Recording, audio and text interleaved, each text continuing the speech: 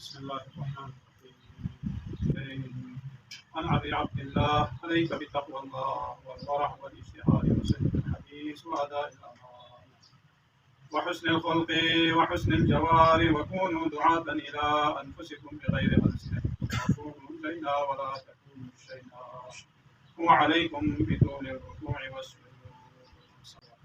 اس حدیث میں بہت کچھ بیان فرمایا ہے. سب سے پہلے تقوی الہی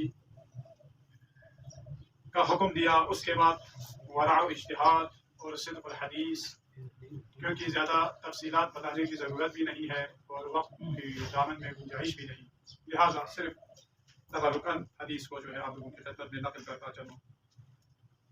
ان فرمائش کے علاوہ حسن الخلق و حسن الجواب، انسان کے عادات اور اخلاق جس کے بارے میں خود رسول خدا کے لیے اللہ تبارک و تعالیٰ نے ارشاد فرمایا، رسول خدا کے خلقت کے لیے فرمایا کہ خلق عظیم کے درجے پر رسول خدا کو فائز فرمایا، اور فرماتے ہیں کہ قیامت کے دن انسان کے نامہ اعمال میں جو چیز سب سے زیادہ وزنی ہے وہ انسان کا خلق ہے، یعنی احسن الخلق ہے.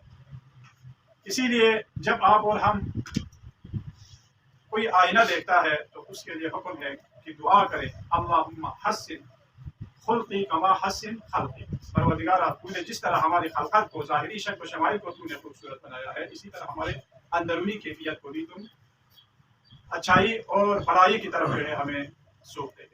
تو یہاں پر دعا ہے.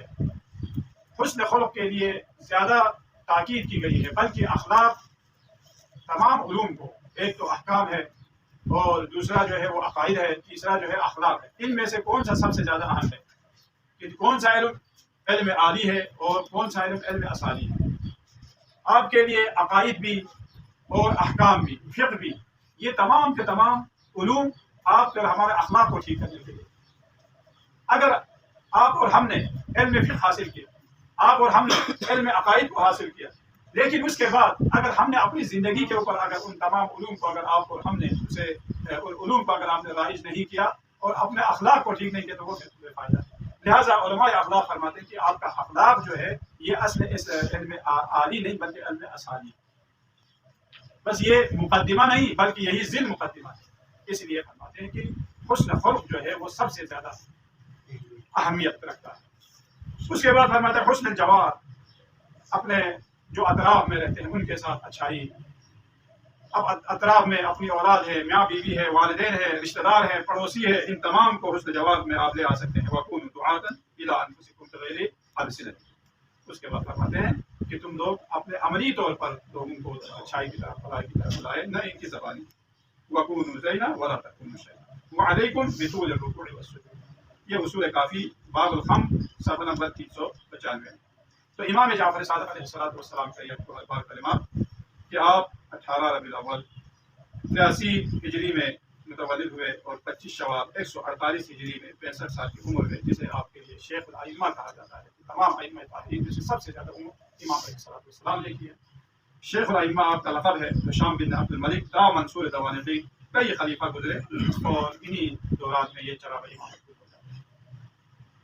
ویسے تو ائمہ طاہرین ہر میدان میں لاسانی ہے، اور ائمہ طاہرین کے اگر سوانح حیات کو اگر آپ کو ہم نے دیکھنا ہے خلاصتاً تو آغا رہبر نے جو کتاب 250 سالہ انسان کی، 250 سالہ انسان کا مقصد کیا ہے؟ ائمہ طاہرین کا جو دور گزرا ہے وہ 250 سال ہے. امیر المؤمنین علیہ السلام سے لے کر امام زمان تک کا جو وقفہ ہے وہ 250 سال ہے. اب ان 250 سال میں جو ائمہ طاہرین پر جو اوقات حالات گزرے ہیں انہی کو مختلف انداز میں بیان فرمایا ہے، اور فرمایا کہ اگر ائمہ طاہرین، کیونکہ یہ ان اشکالات کے لیے جواب ہے جو بعض لوگ کہتے ہیں کہ یہ جو خصوصاً سنی لوگ کہتے ہیں کہ یہ جو طاہر القادری جو کہ بہت بڑے اسکالر ہیں، ان کی ایک بات پر بہت افسوس ہوا. وہ کہتے ہیں کہ شیعیان امام حسن مجتبیٰ اور امام حسین میں، امام حسین کی اولاد میں سلسلہ امامت کو کیوں جاری کیا؟ کہتے ہیں کہ اس لیے جاری کیا کیونکہ امام حسن مجتبیٰ نے معاویہ کے ساتھ صلح کی، لہٰذا یہ شیعوں کے لیے مناسب نہیں تھا. اس وجہ سے انہوں نے امامت سلسلہ امامت کو امام حسین کی اولاد میں، حالانکہ ان کی بھول ہے. منصب امامت شیعوں کا نظریہ ہے وہ یہ ہے کہ رسول خدا بھی اپنی طرف سے کسی کو اپنا امام اور خلیفہ جانشین جو ہے منتخب نہیں کر سکتا، جبکہ وہ لوگ کہتے ہیں کہ منصب امامت اور خلافت یہ لوگوں کا لوگوں کے اختیار میں اللہ تبارک و تعالیٰ نے کیا. لوگوں کا اختیار ہے کہ جس کو انتخاب کرے وہ انتخاب کر سکتا ہے اپنے لیے خلیفہ. لیکن شیعوں کا عقیدہ یہ نہیں ہے. شیعوں کا عقیدہ یہ ہے کہ اللہ تبارک و تعالیٰ جو ہے وہ جس طرح کسی کو نبی منتخب کرتا ہے تو کسی کو امام کے طور پر خدا تبارک و تعالیٰ انتخاب کرتا ہے.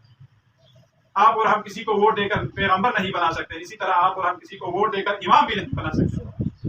محمد محمد صلی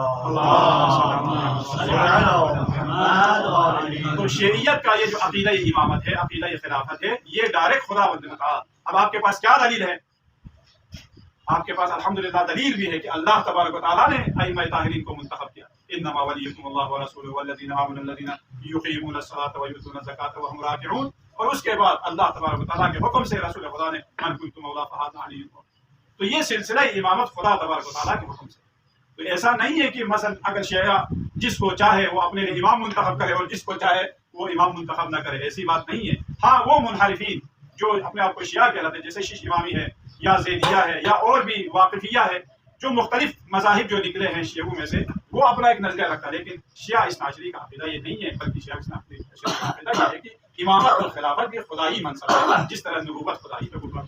کیونکہ جو بھی باقی تمام مذاہب اربعہ کے جو رئیس ہیں وہ سب امام جعفر صادق علیہ السلام کے ہی شاگرد. اور یہاں پر یہ ان کی شاگردی میں ہمیں یہ بات دکھتی ہے کہ کوئی ایسا نہیں تھا کہ امام علیہ السلام یہ ہمارا عقیدہ رکھنے والا نہیں ہے یا شیعہ عقیدہ رکھنے والا نہیں، لہٰذا اس کو ہم نکال دیں.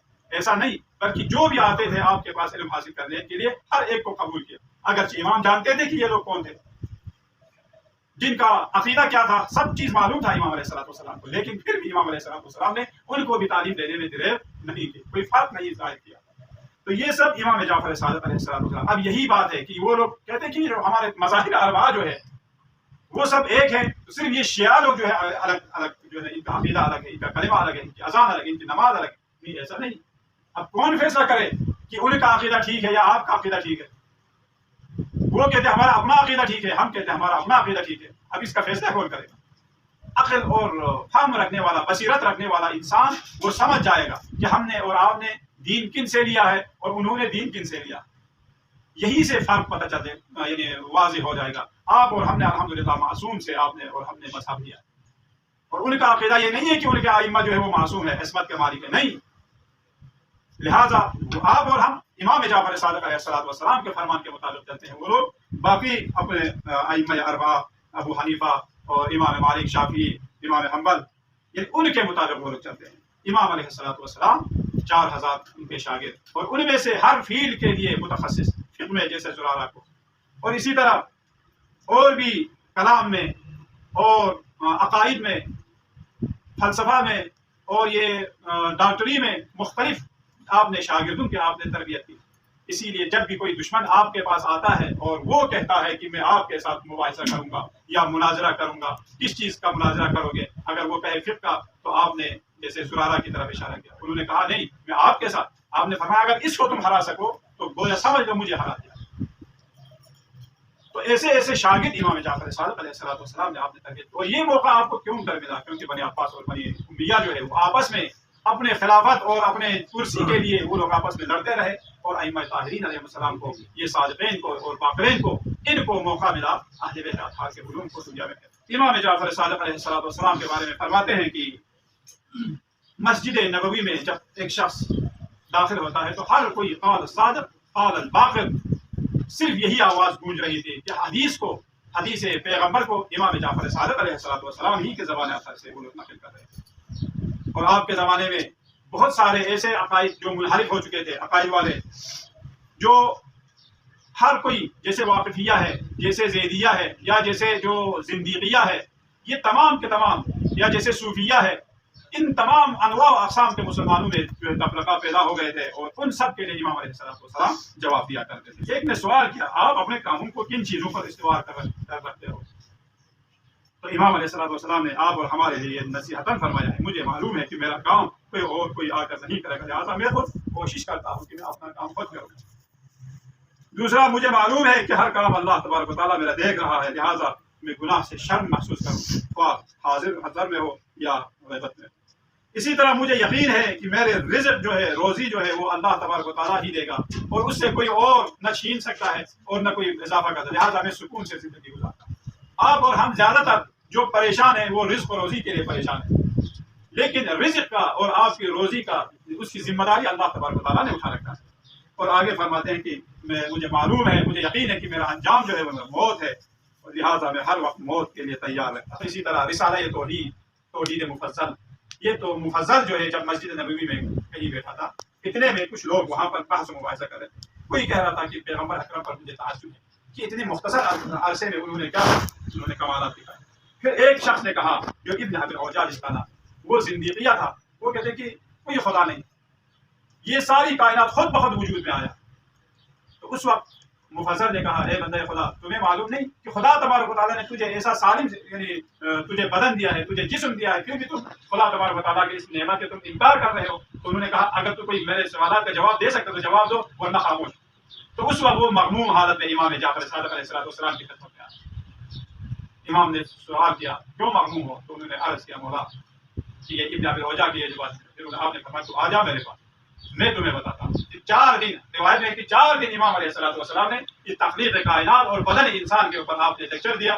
4 دن یا 4 جلسے آپ رکھے، 4 دن، اور ان تمام کو توحید مفصل نامی ایک رسالے میں جمع کیا ہے۔ کہ پھر آپ نے فرمایا اچھا اگر ایسا ہے کہ یہ خود بخود وجود میں آتا ہے کہ انسان دیکھ لو، کہ پھر اپنے چہرے کے اوپر سے آپ شروع کریں کہ یہ آنکھیں جو انسان، امیر المومنین کا فرمان ہے، جو انسان ایک چربی کے ذریعے دیکھتا ہے، ہڈی کے ذریعے وہ سنتا ہے، اور گوشت کے ذریعے وہ بولتا ہے، پھر اس کے آنکھوں کی جو ہے وہ ساخت، اور آنکھوں کے اوپر بوئی کیوں ہے، آنکھوں کے اوپر پلکیں کیوں ہیں، یہ ماتھے کے اوپر لکیر کیوں ہے، ناک دونوں آنکھوں کے درمیان میں کیوں ہے، یہ ناک کے اندر یہ بال کیوں ہے، پھر منہ میں یہ یعنی پانی میٹھا پانی کیوں ہے، کانوں میں کڑوا پانی کیوں ہے۔ امام علیہ السلام ان تمام کے اوپر جو ہے امام علیہ السلام نے وہاں پر آپ نے تفصیلی طور پر بیان کیا کہ وہاں سے لے کر پیروں کے یعنی ناخن تک، کہ اگر گھٹنے کے اوپر اگر یہ مہرہ اگر نہ ہوتا تو انسان چل نہیں سکتا، یہ ہاتھوں میں اگر یہ انگلی نہ ہوتی تو انسان کے لیے کوئی چیز اٹھانا مشکل ہوتا، یہ انگلیوں میں اگر یہ گرے نہ ہوتے تو کوئی چیز اٹھا نہیں۔ اسی لیے آج دیکھیں آپ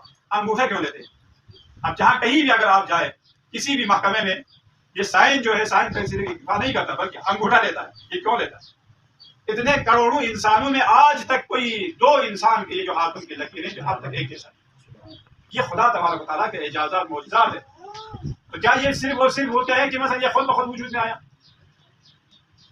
تو امام علیہ السلام نے اپنے علمی جو سمندر ہے لوگوں تک پہنچا دیا۔ اللہ پوری دنیا میں آپ اور ہمیں فقہ جعفریہ کیوں کہ اسی وجہ سے، ورنہ تو ہم فقہ علوی ہے، فقہ حسنی و حسینی ہے، لیکن فقہ جعفری سے آپ اور ہم کیوں کر معروف؟ کیونکہ امام علیہ السلام کو موقع ملا، باقی ائمہ طاہرین کو موقع نہیں ملا، بلکہ امام زین العابدین علیہ السلام کی مظلومیت کے بارے میں فرماتے ہیں کہ ایک شخص ایسا نہیں نکلا جو آپ سے کوئی شرعی سوال پوچھے، اس لیے آپ نے دعاؤں کی شکل میں آپ نے معارف اسلامی کو جو ہے آپ نے پڑھا۔ لیکن امام جعفر صادق علیہ السلام کے شاگردوں میں جیسے زرارہ ہے، انہوں نے 30,000 حدیث، اور محمد ابن مسلم ہے، انہوں نے 30,000 حدیث امام سے حفظ کیا ہے۔ تو ایسے ایسے شاگردوں کا آپ نے ان کی تربیت کی، اور فقہ جعفریہ کے نام سے آپ اور مشہور ہے۔ امام صادق علیہ السلام کے لیے منصور توانقی، ملعون نے زہر کے ذریعے امام علیہ السلام کو شہید کرایا۔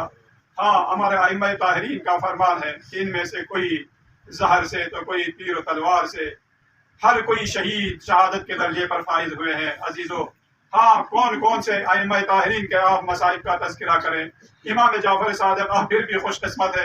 امام سجاد علیہ السلام سے پوچھے، جو اپنے بابا کے جنازے پر جب آپ پہنچتے ہیں تو آپ کی حالت غیر ہو جاتی ہے، اور امام حسن مجتبیٰ کی طرف اگر آپ دیکھیں تو ان کو بھی ہناک کے ذریعے زہر دے کر آپ کو شہید کرایا، اور آپ کے جگر کے 72 ٹکڑے جناب زینب کبریٰ نے 2 تش دے کے، ایک تش جب جناب زینب کبریٰ نے، اس وقت جب امام حسن مجتبیٰ نے کہا بہن زینب تش میرے قریب لائیے، کیونکہ آپ کے بدن مبارک پر زہر جو ہے اپنا اثر کر چکا تھا، جناب زینب سلام اللہ علیہا جلدی سے تشت لائی، اور شاید یہی سمجھ گئی آپ الٹی کر کے طے کر کے زہر جو ہے آپ باہر نکالیں گے، لیکن یہ زینب کبریٰ کی قسمت تھی، اپنے بھائی حسن مجتبیٰ کے جگر کے 72 ٹکڑے ہو کر تش میں گر رہے ہیں، اور ایک دشت کہاں دیکھا؟ دربار یزید میں اپنے بھیا حسین کے سر مبارک کو او ملعون ہاتھ میں چوبے خیزران لے کر بیادبی کرتا ہوا دیکھا۔ ہاں امام جعفر صادق آپ پھر بھی خوش قسمت ہے، آپ کے پاس آپ کی ماں بہنیں تو محفوظ تھی، لیکن آپ اپنے دادا امام سجاد علیہ السلام ان کی طرف دیکھیں، ان کی مظلومیت دیکھیں۔ دربار یزید ہے، شرابیوں کا دربار ہے، مائیں بہنیں پھوپھیاں ہیں جن کے سروں پر نہ کوئی چادر ہے نہ مبنا ہے، اپنے زلفوں سے چہرے چھپائے کھڑی ہے اور دشمن تانا دے رہے ہیں۔ اللہ لعنت اللہ علی القوم الظالمین وسيعلم الذين ظلموا أي منقلب